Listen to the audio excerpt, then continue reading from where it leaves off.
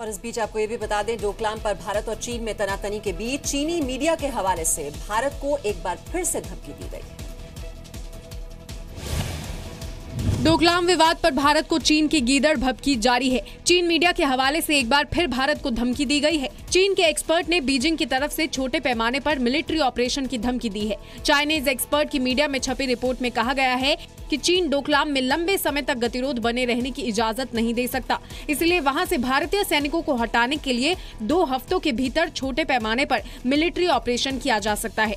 चीनी एक्सपर्ट्स ने गुरुवार से शुक्रवार के बीच डोकलाम विवाद पर 2 मंत्रालयों और 4 संस्थाओं के बयान के बाद सैनिक कार्रवाई की आशंका जताई है। हालांकि इससे पहले भारत और चीन दोनों ही तरफ से मामले में बयान दिया गया और मामले को बातचीत से सुलझाने की पहल की गई।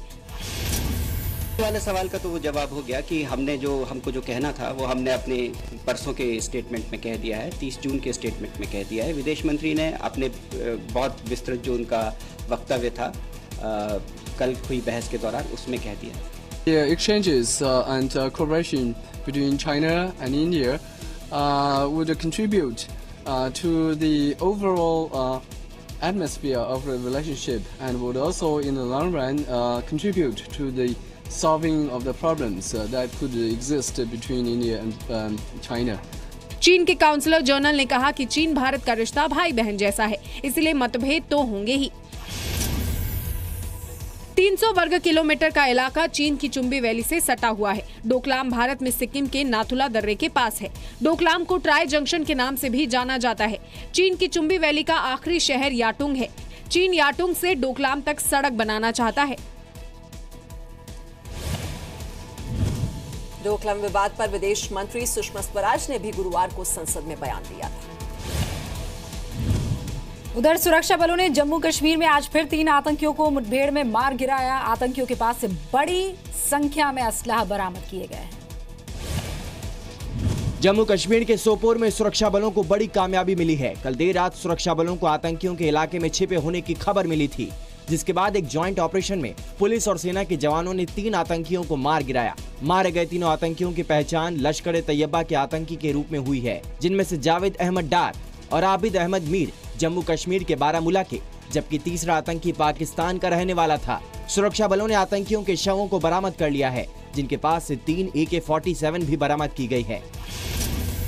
हमने आर्मी, पुलिस और CRPF के साथ गार्डन लगाया कल रात को 1:30 बजे के करीब, और मॉर्निंग में जब हम सर्च कर रहे थे तो जो मिलिटेंट्स थे उन्होंने हम पे फायर किया और रिटेलिएशन में हमने भी फायर किया, और ये कम से कम फायर जो है 4 बजे से कुछ 6 साढ़े 6 बजे तक चलता रहा।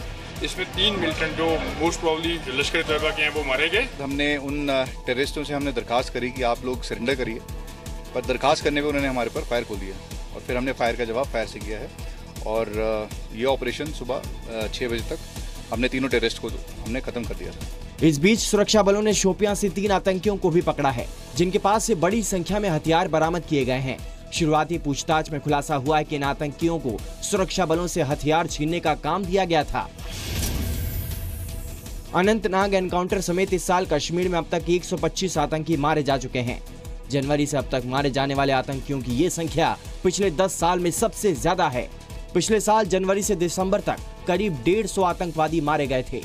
1 अगस्त को पुलवामा के हकरीपुरा में लश्कर का टॉप कमांडर दुजाना अपने एक साथी के साथ मारा गया था। खुफिया रिपोर्ट के मुताबिक दक्षिण कश्मीर में अभी भी 100 से ज्यादा आतंकी सक्रिय हैं। सुरक्षा बलों के एनकाउंटर के बाद प्रशासन ने सोपोर में सभी सरकारी और प्राइवेट स्कूल्स और कॉलेजेस को बंद करने का आदेश दिया है। जम्मू कश्मीर के पुलवामा में मारा गया आतंकी अबू दुजाना लश्कर का नहीं बल्कि अल कायदा से जुड़ा हुआ था। इसका खुलासा एक ऑडियो क्लिप से हुआ है जो सुरक्षा बलों के हाथ लगा है। आतंकी संगठन अल कायदा अब जम्मू कश्मीर में भी पांव फैला रहा है और घाटी में मारा गया आतंकी अबू दुजाना भी अल कायदा से जुड़ा था। इसका खुलासा हुआ है आतंकी संगठन हिजबुल मुजाहिदीन छोड़कर अल कायदा में शामिल हुए आतंकी जाकिर मूसा के ऑडियो क्लिप से। सुरक्षा बलों के हाथ में लगा मूसा का ये ऑडियो क्लिप जी न्यूज के पास भी है, लेकिन हम आपको वो ऑडियो क्लिप नहीं सुना सकते। जाकिर मूसा के ऑडियो क्लिप में अबू दुजाना को घाटी में अल कायदा का पहला शहीद बताया गया। ऑडियो क्लिप में पाकिस्तान में बैठे आतंकवादियों का भी जिक्र है। मूसा के ऑडियो क्लिप से लश्कर ए तैयबा में फूट का खुलासा हुआ है। आतंकी अबू दुजाना लश्कर को छोड़कर अल कायदा के कश्मीरी संगठन से जुड़ गया था। जाकिर मूसा जो बताया जा रहा है, जिसकी ऑडियो क्लिप है, वो ये कहते हुए हम सुन पाते हैं उस ऑडियो क्लिप में कि वो जो अबू दुजाना है और आरिफ लहलारी को ओन करता है और कहता है कि जो संगठन उन्होंने लॉन्च किया है अंसारुल गज़वतुल हिंद, उसके सदस्य थे और वो पहले 2 शख्स थे जो मारे गए हैं इस एनकाउंटर में। कश्मीर में अलकायदा के संगठन का नाम अंसार गज़वत उल हिंद है। इस संगठन को आतंकी मूसा ने कश्मीर में शुरू किया है।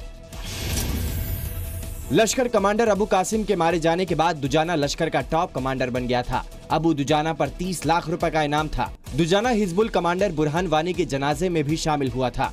अबू दुजाना 2 साल में सुरक्षा बलों को 7 बार चकमा दे चुका था। दुजाना मई महीने में पुलवामा से फरार होने में कामयाब हुआ था।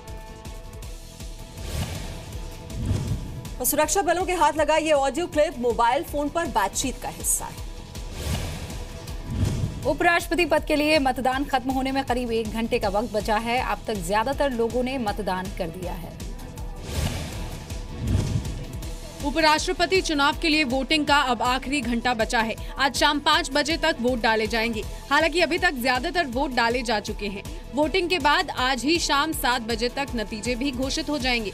आज होने वाले चुनाव में एनडीए के उपराष्ट्रपति पद के उम्मीदवार वेंकैया नायडू और विपक्ष के उम्मीदवार गोपाल कृष्ण गांधी के बीच मुकाबला है। हालांकि वेंकैया नायडू का चुना जाना तय है।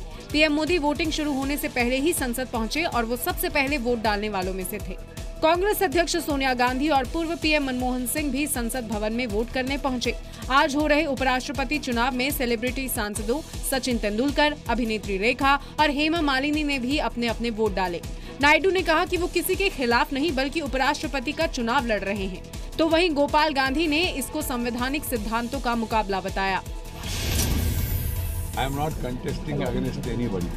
I am contesting for the Vice President of India as nominated by member of political parties. My contest is not against any individual. My contest is not against any party. उससे भी ज़्यादा 2 व्यक्तियों और नहीं 2 किसी दलों के बीच में है। ये एक मेरे समझ में संवैधानिक सिद्धांतों पर टिकी हुई एक लड़त है, जिसमें मेरी कोशिश रही है कि ज़रा भी कटुता ना आए। बहुत इम्पोर्टेंट चीज़ है कि यहाँ पे आके सभी वोट करें। वोटिंग के लिए मैं कहूँगा कि सिर्फ यहाँ नहीं मगर जब भी वोटिंग होती है तो हर भारतवासी ने आके वोटिंग करनी चाहिए। राज्यसभा सांसद डॉक्टर सुभाष चंद्रा ने भी उपराष्ट्रपति चुनाव में वोट किया। उन्होंने कहा कि कल की सुबह एक नई सुबह होगी, क्योंकि पहली बार एक ही विचारधारा के लोग राष्ट्रपति, उपराष्ट्रपति और प्रधानमंत्री पद पर होंगे। कल सुबह इस प्रकार से नई होगी कि लगभग एक ही प्रकार की विचारधारा के लोग, वो राष्ट्रपति, उपराष्ट्रपति, उसके बाद प्रधानमंत्री, काउंसिल ऑफ मिनिस्टर्स, तो इसका बड़ा अलग से परिणाम देखने को मिले। आंकड़ों के लिहाज से देखें तो उपराष्ट्रपति का चुनाव जीतने के लिए 393 वोट चाहिए, जबकि वेंकैया नायडू के पास आसानी से 493 सदस्यों का समर्थन है। 1977 से 1980 तक जनता पार्टी की युवा शाखा के अध्यक्ष रहे। 1978 में पहली बार आंध्र प्रदेश की उदयगिरी सीट से विधायक बने। 1985 से 88 तक आंध्र बीजेपी के महासचिव और 1988 से 93 तक आंध्र बीजेपी के अध्यक्ष रहे। 1993 से 2000 तक बीजेपी के राष्ट्रीय महासचिव और 1996 से 2000 तक संसदीय बोर्ड के सचिव और पार्टी के प्रवक्ता रहे। अप्रैल 1998 में पहली बार कर्नाटक से राज्यसभा सांसद बने और सितंबर 2000 से जून 2002 तक केंद्रीय ग्रामीण विकास मंत्री रहे। शाम 7 बजे नतीजे घोषित होने के बाद लोकसभा के सेक्रेटरी जनरल जीतने वाले उम्मीदवार के घर जाएंगे और उन्हें जीत का सर्टिफिकेट देंगे। कांग्रेस उपाध्यक्ष राहुल गांधी ने गुजरात दौरे के दौरान कार पर हुए पथराव के लिए सीधे प्रधानमंत्री नरेंद्र मोदी को जिम्मेदार ठहराया है। राहुल गांधी ने आरोप लगाया है कि यह हमला पीएम मोदी और बीजेपी आरएसएस की राजनीति का नतीजा है। इतना बड़ा पत्थर बीजेपी के वर्कर ने मेरी ओर मारा, मेरे पीएसओ को लगा। मोदी जी और बीजेपी आरएसएस का राजनीति का तरीका है और क्या कह सकते हैं।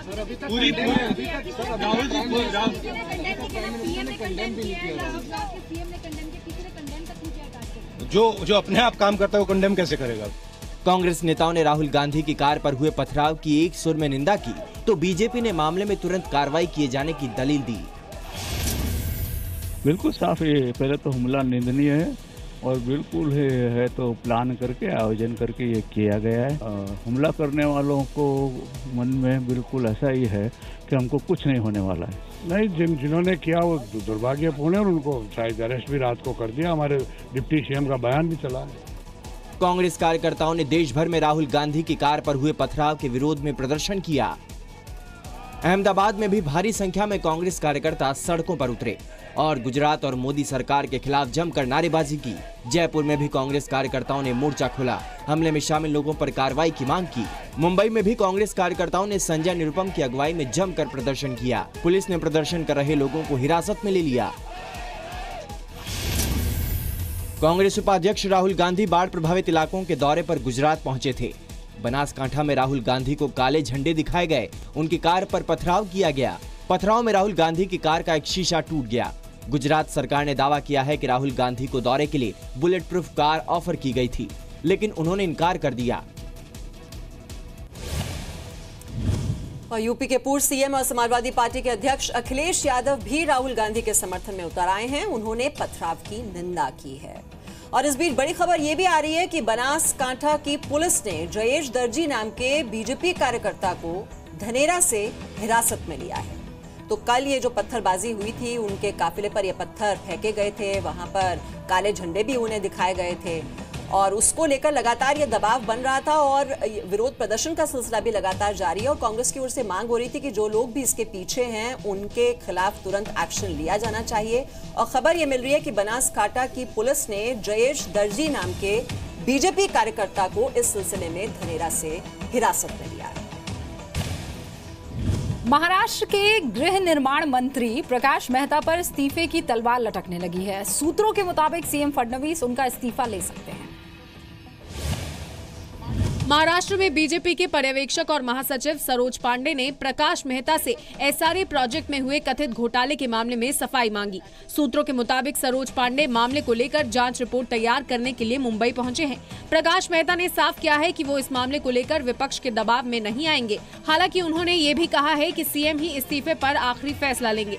पिछले कुछ दिन से प्रकाश मेहता के मुद्दे पर विधानसभा में जमकर हंगामा हो रहा है। सीएम फडणवीस मामले की जांच का आदेश दे चुके हैं, लेकिन विपक्ष प्रकाश मेहता के इस्तीफे की मांग पर अड़ा है। महाराष्ट्र के गृह निर्माण मंत्री प्रकाश मेहता पर दक्षिण मुंबई के ताड़देव में एसआरए प्रोजेक्ट में एक नामी बिल्डर को फायदा पहुंचाने का आरोप लगा है। आरोप है कि बिल्डर को फायदा पहुंचाने के लिए प्रकाश मेहता ने सीएम के नाम का गलत उपयोग किया। प्रकाश मेहता पर घाटकोपर में माहड़ा की जमीन एक बिल्डर को दोबारा अलॉट करने में नियमों को ताक पर रखने का भी आरोप है। इसके अलावा घाटकोपर में एक डेवलपमेंट प्रोजेक्ट में बेटे के नाम पर फ्लैट हासिल करने और रिश्तेदारों को फ्लैट मुहैया कराने और MRTP एक्ट के तहत दर्ज एक FIR में पत्नी का नाम बदलने का भी आरोप है। प्रकाश मेहता महाराष्ट्र की राजनीति का बड़ा गुजराती चेहरा माने जाते हैं। वो पहली बार 1990 में मुंबई के घाटकोपर विधानसभा से विधायक चुने गए थे। उसके बाद लगातार 6 बार जीतकर विधानसभा पहुंच चुके हैं। आमतौर पर शौचालयों से लोगों को अजीब सी बदबू आती है, लेकिन मुंबई के शौचालयों से BMC के घोटालों की बदबू आ रही है। एक RTI से खुलासा हुआ है कि MCD और माडा प्रशासन ने एक ही शौचालय की 2 बार मरम्मत की और इस सब में BMC के अधिकारियों ने ठेकेदारों की मिलीभगत से करीब 214 करोड़ का घोटाला कर दिया। मुंबई के अंधेरी, कांदिवली, कुर्ला और भांडुप इलाके में शौचालय की मरम्मत के नाम पर ये घोटाला किया गया। हैरानी की बात यह है कि जिन शौचालयों के माहडा पहले ही मरम्मत कर चुका था, BMC ने उनकी ही दोबारा मरम्मत पर लाखों का खर्च दिखाया। महानगर पालिका आयुक्त को जो रिपोर्ट सौंपी गई है उसमें स्पष्ट किया गया है किस तरह से कंट्रैक्टदार, अधिकारी और जो अकाउंट ऑफिसर और वार्ड ऑफिसर इनकी मिलीभगत से 212 करोड़ रुपए का जो काम हुआ है उसमें बड़े पैमाने पर धांधली और भ्रष्टाचार हुआ है।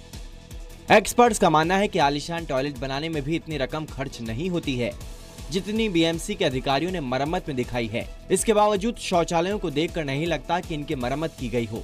विपक्ष ने इस मामले को लेकर BMC की सत्ता पर काबिज शिवसेना पर हमला बोला है। महाराष्ट्र सरकार ने जांच के बाद दोषियों पर कड़ी कार्रवाई का भरोसा दिया है। एक टॉयलेट को आर्किटेक्ट के नाते मैं यह बताना चाहता हूं कि 1.5 से 2 लाख रुपया खर्चा बहुत हो गया और इनके राज्य में मेंटेनेंस के लिए 10 लाख रुपया। बड़ी बड़ी जो ताजमहल ओबेरॉय जैसी होटल है उसमें भी 10 लाख बनाने का खर्चा नहीं आता। आज ये तकरीबन जो 200 करोड़ रुपए का जो खर्चा बता रहे हैं, इसमें बहुत बड़ा गफला है। ये मुंबई महानगर पालिका में बैठे शिवसेना के ऊपर हमारा ये आरोप है कि ये पैसा जो है वो कहाँ गया है, उसकी जांच होना चाहिए। हमारी मुख्यमंत्री से मांग है। और मुंबई में कुछ गड़बड़ हो गई है आप बोल रहे हैं, वो पूरा काम माननीय मुख्यमंत्री जी देवेंद्र फडणवीस साहब छान करेंगे, मालूमात लेंगे। अगर कुछ गड़बड़ हो गई तो उसके ऊपर कार्रवाई होगी। अनुमान के मुताबिक 214 करोड़ रुपए में मुंबई के शौचालयों में 12,000 से ज्यादा नई सीट लगाई जा सकती थी।